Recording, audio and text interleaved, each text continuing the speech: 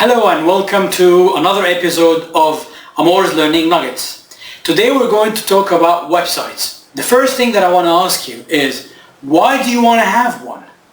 I remember actually back in the days, somewhere around maybe year 2000, when I have decided to become a webmaster and go freelance and start designing, I could see dollar signs in my eyes.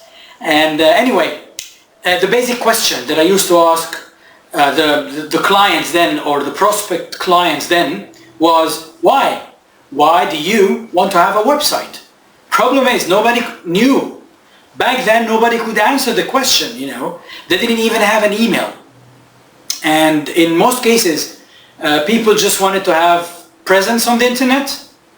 Now the question is presence today all what's needed? Do people go online or build their own websites and spend some money on it just to be present? I don't think so.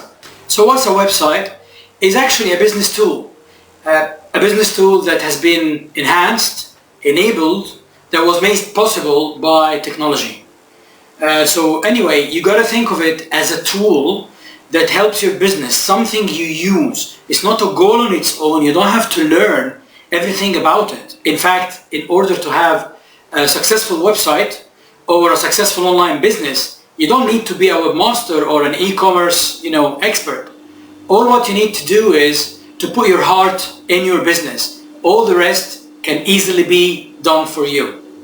So the first thing that I want you to think about is that content, what do you want to say on that website or blog or whatever presence that you'll have online?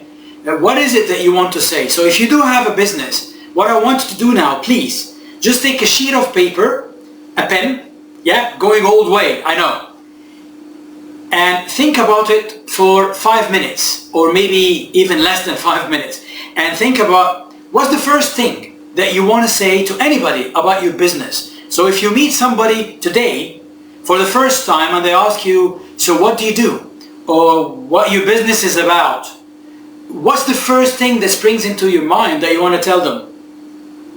Most of us want to say we're the greatest, we're the best. But anyway, try a little bit, to avoid cliches and just think about how would you describe your business. There's a question that comes in many interviews, which I dread and I think it's really silly, but it describes the situation here, which is, if you have a short lift ride with somebody, I know they call it the lift pitch, what would you tell them?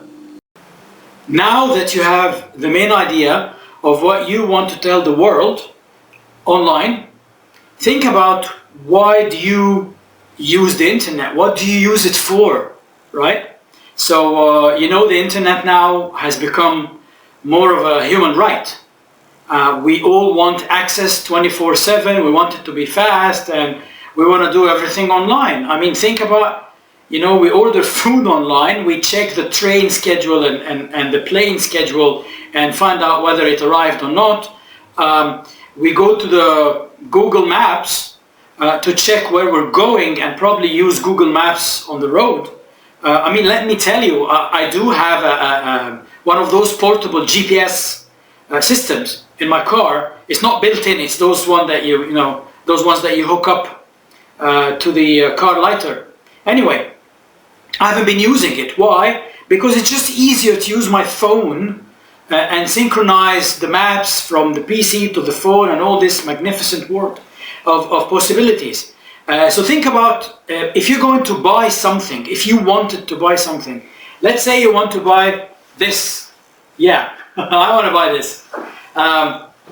If I wanted to buy this cushion really, and it was of a specific brand or it's sold in a specific shop, usually I would go online to try and find a little bit more information, maybe check the colors, the availability of stock in a certain branch, and the pricing, and maybe compare it to something else, right?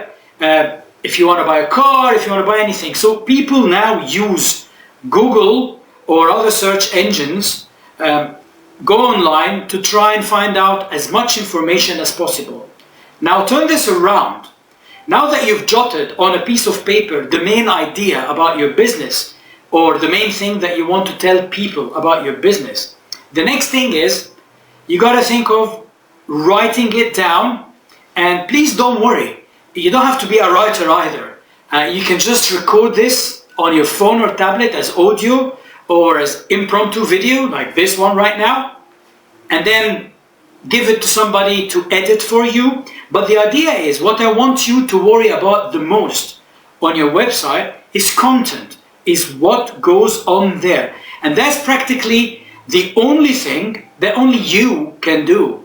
Only you have to put your heart in it so that you're truthful to your audience and to your customers as well as to yourself. Anything else can be outsourced. Anything else can be done for you.